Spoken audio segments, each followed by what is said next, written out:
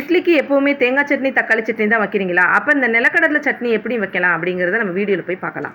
இன்றைக்கி நான் வறுத்த நிலக்கடலை வாங்கியிருக்கேன். அதை நல்லா கையால் நல்லா பிசைஞ்சிட்டு அந்த தோல் எடுத்து நீங்கள் ரிமூவ் பண்ணிடணும். வறுக்காத நிலக்கடலைனா முதல்ல நீங்கள் வறுத்துட்டு அதுக்கப்புறம் இந்த ப்ராசஸை பண்ணுங்கள்.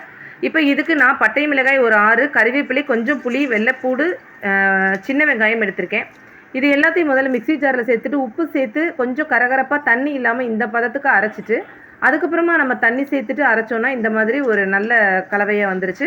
இப்போ நம்ம கடாயில் ஆயில் போட்டு கடுகு, உளுந்தம்பருப்பு, கறிவேப்பிலை, அதோட கொஞ்சம் சின்ன வெங்காயத்தை நறுக்கி போட்டு தாளிக்கணும். இது தாளிச்சதுக்கப்புறமா அடுப்பை ஆஃப் பண்ணிவிட்டு நம்ம அரைச்சி வச்ச கலவையை அதே அடுப்பில் ஹீட்டோடு ஊற்றி தேவையான அளவு தண்ணி ஊற்றி நல்லா கிளறிட்டிங்கன்னா சூப்பரான நிலக்கடலை சட்னி ரெடி ஆயிடுச்சு. அதோட இட்லியும் இந்த பக்கம் சூடாக வெந்திருக்கு. ஸோ இந்த இட்லிக்கு நிலக்கடலை சட்னி ரொம்ப ரொம்ப டேஸ்ட்டாக இருக்கும். நீங்கள் 2 இட்லி தான் சாப்பிட்றீங்கன்னா 4 இட்லி சாப்பிடுவீங்க. ஸோ அந்தளவுக்கு டேஸ்ட்டான இந்த நிலக்கடலை சட்னியை நீங்களும் ட்ரை பண்ணி பார்த்துட்டு உங்கள் ஃபீட்பேக்கை கொடுங்க. நெக்ஸ்ட் வீடியோவில் பார்க்கலாம். See you, bye bye.